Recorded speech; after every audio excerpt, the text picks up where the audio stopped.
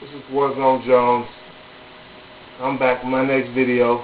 Talk about Raw. This is my Raw review. Raw was decent tonight. It was really decent tonight. Wasn't great. Wasn't bad. I thought it was decent. It was in the middle. This was way better than all the other Raws in the last couple of weeks, in my opinion. You know, particularly the Slammy Awards. Particularly last week when they were doing the People's Court.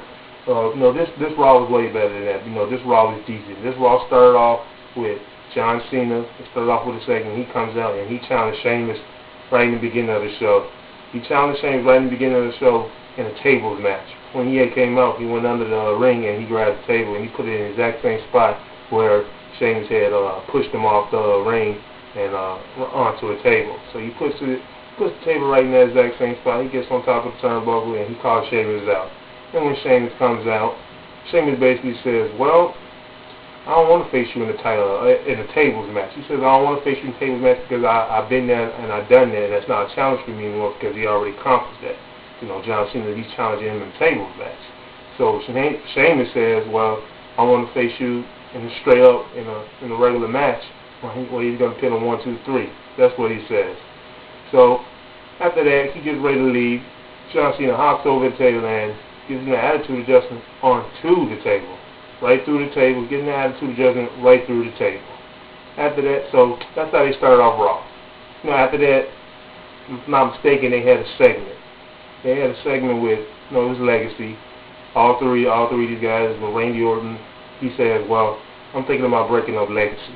And I'm thinking, well, no, that wouldn't hurt my feelings now. Legacy, you know, like, really, what have these guys really done? But, no, he said he wanted to break up Legacy. He was thinking about breaking up Legacy. And he put all these guys in matches to prove, you know, so they could prove themselves, or else he was going to kick them out. So he put, what's his name? Ted DiBiase. He put Ted DiBiase in a match against Evan Bourne, and he put Cody Rhodes in a match against Mark Henry. So the first match was, it was Ted DiBiase versus Evan Bourne, and these guys had a pretty decent match. They had pretty good action, you know. It was pretty much fast-paced all through. They had pretty good action, and Ted DiBiase, he wins. Ted DiBiase beats Evan Bourne, so Ted DiBiase is still in Legacy. He's still in Legacy, and you know, we'll see where they go with him here. And then the next match was Cody Rhodes versus Mark Henry. This match I thought was going to be like real bad, and not even worth paying attention to. But no, some people still might feel that way. But this match was decent at best. It was a decent match. It was short, which it needed to be. You know, he's in there with Mark Henry, and you know, this was a decent short match. Nothing too spectacular. Cody Rhodes wins. He wins. Mark Henry had basically hurt his knee. I didn't like the finish. He pinned him with a DDT, and Mark Henry supposed to be the world's strongest man. So he got him. He had DDT'd him, and he got a win off the DDT like that's his finisher or something. It's not like that's his finisher or anything, but it's okay. The match was okay. No, it's watchable. Nothing spectacular, but it's watchable in my opinion. And after that, what is it? Timbaland was the guest host. It seemed like to me that Timbaland was high.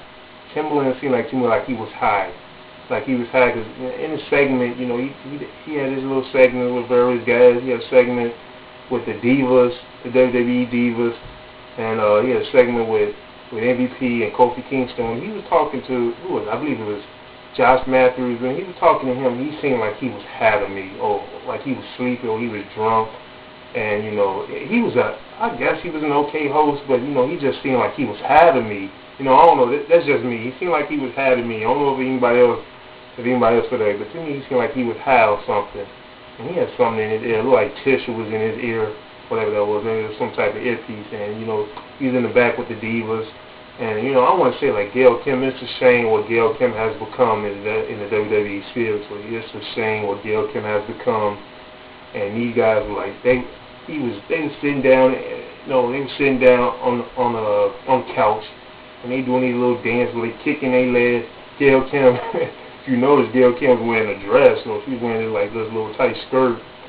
No, she couldn't do all this kicking. She was trying to kick, but she clearly she should have realized, hey, I shouldn't be doing all this kicking, otherwise they're gonna see under my skirt. But you know, it's just a shame what Gail Kim has become, and I really do believe that Timbaland was high. No, that's just my opinion. But he was a decent guest host. It seemed like to me at the end of the show that he lost his train of thought when he was trying to call John Cena out. When he was trying to announce John Cena's name to come out during the last match between Sheamus and John Cena. He really, in my opinion, I really do believe he lost his train of thought.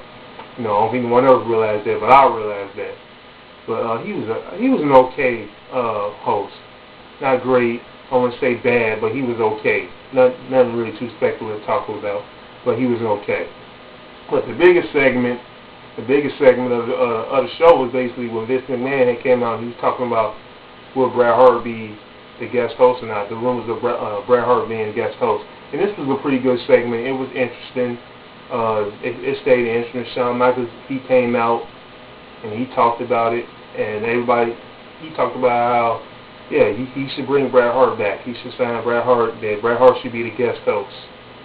He didn't say why. Well, he did say why. He said because it'll be good. It'll be great. It'll be good for business. That's basically what he was saying. And he was talking about how he wanted to face The Undertaker at WrestleMania. I don't necessarily believe that these guys should go at it again. I don't know. I don't know if they can top what they did at WrestleMania. But, the segment between Shawn Michaels and Vince McMahon, it was a good segment. It was the best segment of the night, in my opinion. But, Raw was decent at best today. It was decent. I would say it's worth paying attention to. That's just my opinion. It's 10 times better than the last couple of Raws. Those other Raws, they were just, it was bad. It wasn't worth talking about. In my opinion, they wasn't worth talking about. But Raw was a decent show. It wasn't great. I don't believe it was bad. It was just decent. It was watchable. The other ones, just ridiculous and a waste of time and unwatchable. And Jericho was doing various things. He was outside doing various things. He was like protesting, trying to get a title match, trying to get a unified tag team title match back on Raw. He had got in the building. Big Show gave him a ticket. Sometime during the show, Big Show gave him a ticket to the show. He came down. He came out. He sat by the fans. Came out, sat down in the ringside. And while Big Show was facing DX, and his tag team partner was Chavo Guerrero, and the thing they doing with Chavo Guerrero was ridiculous. So this match really wasn't nothing. It was an okay match. It was the matches, but they were all either okay or they was decent. But I think they're all watchable. This match wasn't really nothing. It was decent at best. So they had a decent match. Jericho, he jumps the ring because they lost. He's mad because they lost.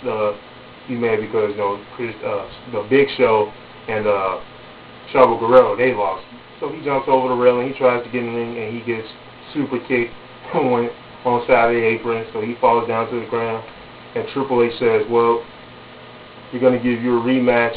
This is going to be your last chance to get the tag team titles. This is going to be your last chance to get on Raw.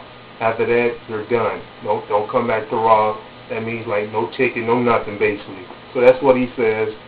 And this is supposed to be their last opportunity. Jericho and the Big Show, last opportunity to get the titles back, to get back on Raw. In my opinion, Jericho was the best thing going on in the WWE, period. In my opinion, they probably the best thing going on in SmackDown, and probably the second best thing going on Raw. And again, they could be the first best thing going on Raw, but that's just my opinion.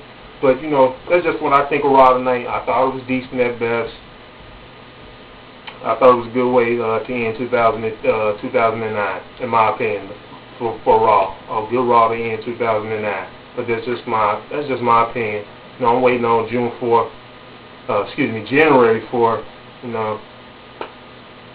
believe everybody's waiting on January 4th. This is a good time for pro wrestling on January 4th. So this was on Jones. I'm out. Please comment. Please subscribe.